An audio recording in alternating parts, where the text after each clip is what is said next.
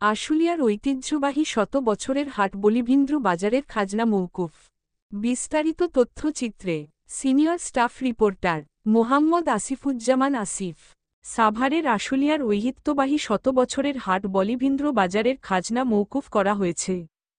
সকালে বলিভিন্দ্র বাজারে ব্যবসায়ীদের সাথে মতবিনিময় সভায় যোগ দিয়ে খাজনা মওকুফের ঘোষণা দেন হাটটির ইজারাদার আশুলিয়া থানা বিএনপির সাধারণ সম্পাদক আব্দুল গফুর মিয়া।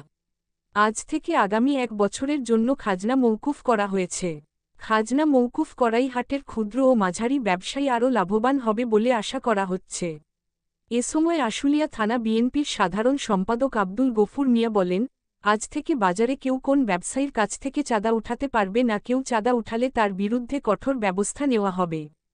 সম্প্রতি সাভার উপজেলা থেকে হাটটি 1 বছরের জন্য ইজারা নেন আশুলিয়া থানা বিএনপির সাধারণ সম্পাদক আব্দুল গফুর মিয়া। ইজারা নিয়েই তিনি খাজনা মওকুফ করলেন।